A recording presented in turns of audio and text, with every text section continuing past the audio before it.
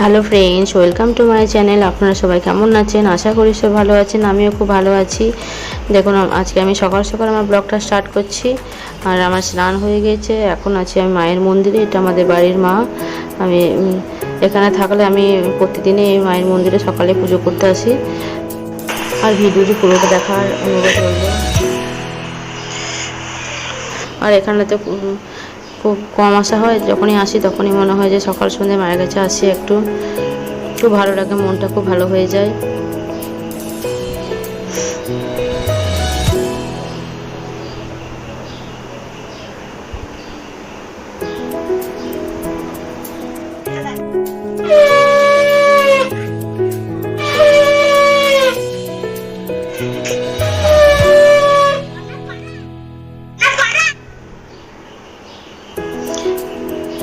আমার পুজো কমপ্লিট।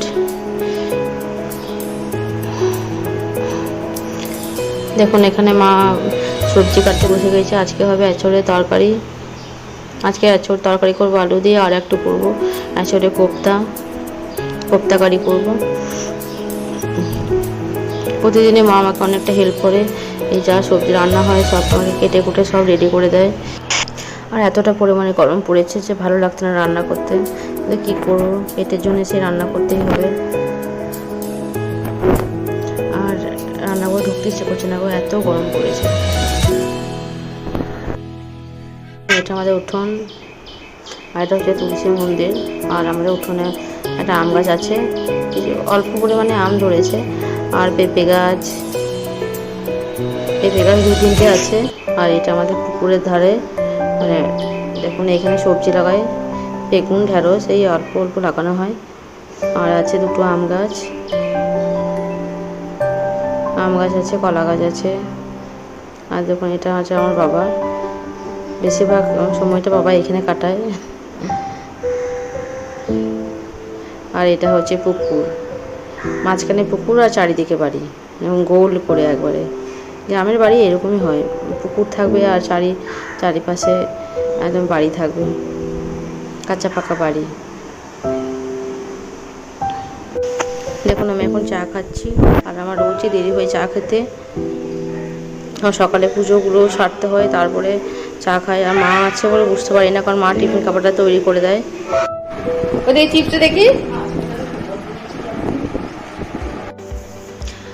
মা, আমার মেয়ে সব একটু বাইরে গিয়েছিলো। দেখুন, এই চিপস কিনে নিয়ে এসেছে।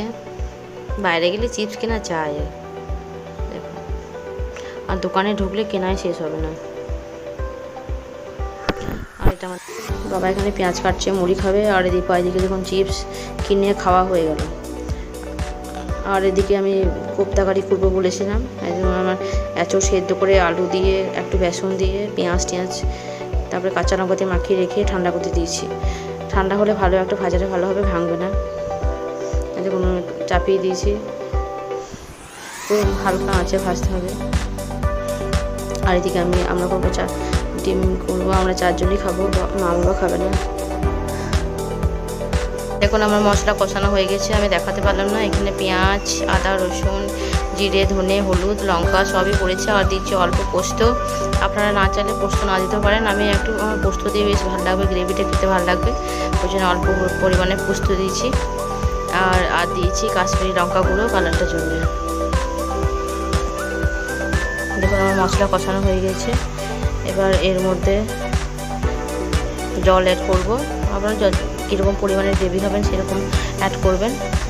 আমি একটু বেশিই দিয়েছি, আর কারণ আমার কোপ্তাটা পরিমাণটা বেশি আছে।